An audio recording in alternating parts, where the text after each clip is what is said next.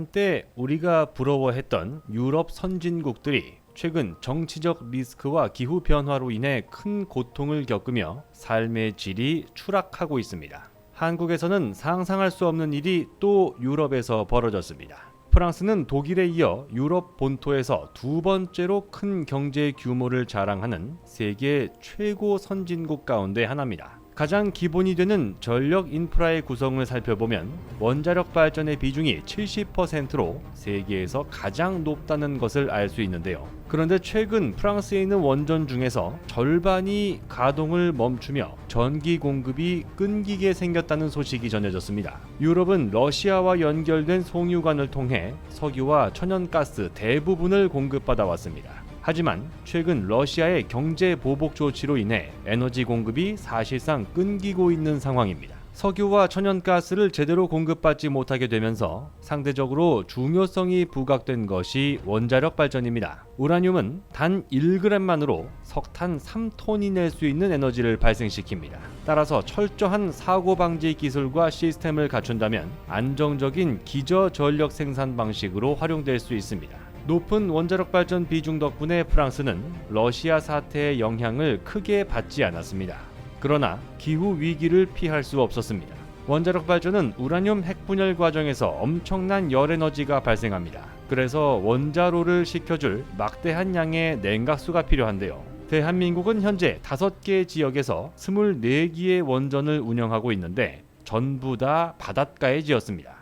하지만 프랑스의 경우 바닷가에 지어진 원전은 전체의 5분의 1에 불과한 것으로 알려져 있습니다. 대부분의 원자력 발전소를 강가에 짓고 강물을 냉각수로 활용해왔던 겁니다. 그중 루아르 강은 길이가 1000km를 넘고 유역 면적이 대한민국 영토보다 넓은 프랑스 최대 물줄기를 이루고 있습니다. 그런데 최근 유럽을 덮친 가뭄으로 강물이 바닥을 드러내자 원자력 발전소를 가동할 수 없게 된 겁니다. 왜냐하면 물이 줄어든 강에 원자로 냉각수로 쓰인 뜨거운 물을 배출하게 되면 수온이 급격하게 상승해 생태계를 파괴시키기 때문입니다. 반대로 대한민국은 삼면이 바다로 둘러싸여 있기 때문에 해안 원자력 발전소 건설에 굉장히 유리한 지리적 요건을 갖추고 있습니다. 강물이 줄어들 수는 있지만 바닷물이 사라져 바닥을 드러내는 것은 현재로서 일어날 수 없는 일입니다. 결국 대한민국은 지리적 이점을 최대한 활용함으로써 2021년 겨울 미국이나 2022년 유럽처럼 국민들이 전기가 끊기는 고통을 겪지 않을 수 있었던 겁니다.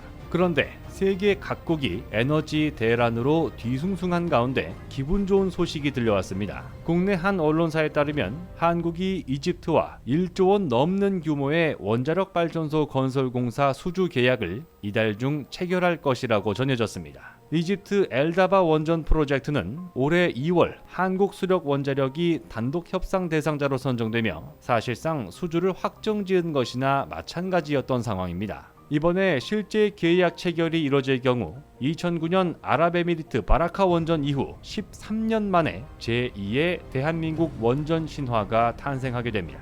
100% 친환경 발전 인프라 구축을 위해 아직은 원자력 발전을 포기할 수 없다는 것이 전 세계적인 중론으로 받아들여지고 있습니다. 한국전력에서 내놓은 자료에 따르면 우리나라도 석탄 사용량을 줄이기 위해 지난 2019년부터 원자력 발전 비중을 늘려온 것으로 나타났습니다.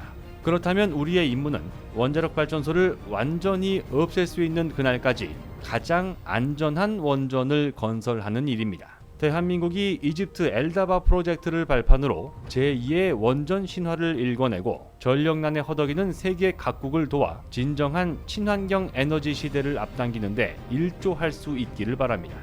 곧 새로운 내용으로 다시 찾아뵙겠습니다. 좋아요 버튼과 구독 버튼을 눌러주시면 더 좋은 내용으로 보답하겠습니다. 감사합니다.